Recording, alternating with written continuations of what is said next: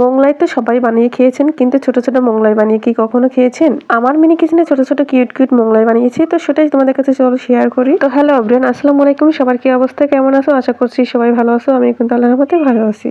ছোট কিউট মোংলাই বানানোর জন্য প্রথমেই কিন্তু আমি এখানে পেঁয়াজ নিয়েছি, তারপর কাঁচামরিচ আর হচ্ছে যে ধনিয়া পাতা নিয়ে নিয়েছি, আর পরিমাণ মতো লবণ নিয়ে তারপর কিন্তু মাখিয়ে নিয়েছি সুন্দরভাবে। আর এখন হচ্ছে নেব বড় একটা হাতির ডিম। হাতির ডিম না তো, আসলে মুরগির ডিম। আসলে বললাম হাতির ডিম কারণ হচ্ছে এটা হচ্ছে মিনি কিচেনের চাইতে অনেক বড় হয়ে যায় ডিমটা। আমার এখানে কোয়েল পাখির ডিম সহজে পাওয়া যায় না, এই জন্য কিন্তু এরকম বড় বড় হাতির ডিম দিয়ে রান্না করতে হয় আমার। তো আমি কিন্তু পুরো ডিমটা দিইনি, অর্ধেক দিয়েছি, তাতেই কিন্তু অনেক হয়ে গেছে।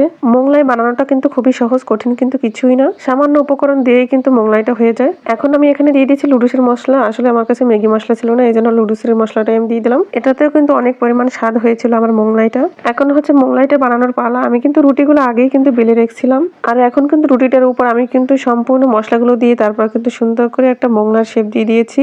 অনেকেই কিন্তু এই শেপটা দিতে অনেক ঝামেলা মনে করো, আসলে কিন্তু ঝামেলা না, একদমই সহজ কিন্তু বানাতে পারলে। তেলটা গরম হয়ে যাওয়ার পর আমি কিন্তু মোংলাইটা দিয়ে সুন্দর করে ভেজে নিয়েছি এপিট উপিট করে।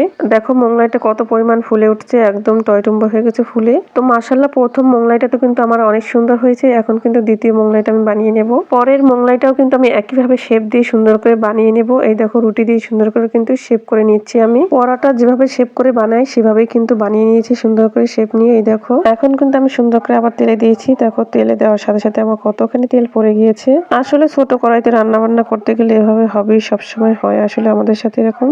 আর আমার শেষে রুটিটা একদম দেখতে তো পেলা একদম লেগে গেছে, পাত্রের সাথে উঠাতে পারলাম না। তো আমার দুটোই আসলে আজকে হয়েছে মোংলাই বানানো। 3টে বানাতে চেয়েছিলাম, তো কিছুই করার নেই, ওটা তো একদম নষ্ট হয়ে গেছে রুটিটা। তো মাশাআল্লাহ, আমার দুটো মোংলাই অনেক পরিমাণে সুন্দর হয়েছে একদম। এখন আমি এগুলো কেটে পিস পিস করে নেব।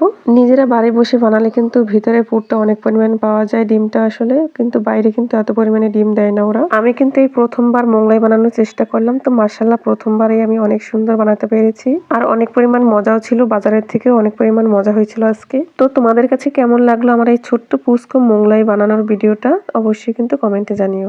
আজকের মতো এখানেই বিদায় নিচ্ছি। টাটা, আল্লাহ হাফিজ।